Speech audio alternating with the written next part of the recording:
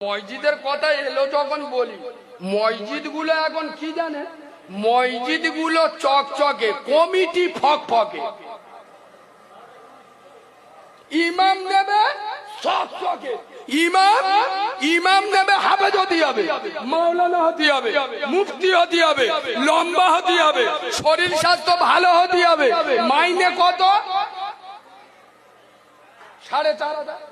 এদের মাথায় বিনা মেঘে বজ্রাঘাত পড়বিনি? কথা বলে না, কথা বলে না। বলছে মুফতি মুহাদ্দিস আর কমিটির লোক একত্র নামাজ পড়ে না। এই মসজিদের সভাপতি হবে কে? ইমামতি করার যোগ্যতা রাখে। ইমাম বাড়ি যাবে, সভাপতি নামাজ পড়াবে। তুই মাল সুরা ফাতিহা জানি না, তোর কোন খালু আব্বা মসজিদের মাতোয়ালি করলো রে?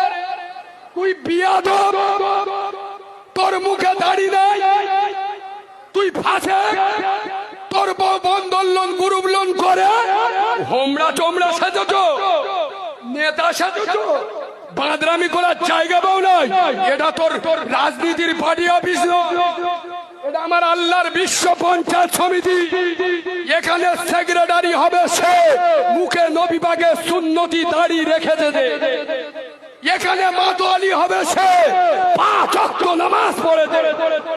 ও ঠাকুরদা মাতোয়ালি ছিল, ওর দাদু মাতোয়ালি ছিল, ওর বাম মাতোয়ালি ছিল, এখন ও মাতোয়ালি, ও মরে গেলি ওর বেটাও মাতোয়ালি হবে। ও শালা 14 পুরুষের মসজিদ।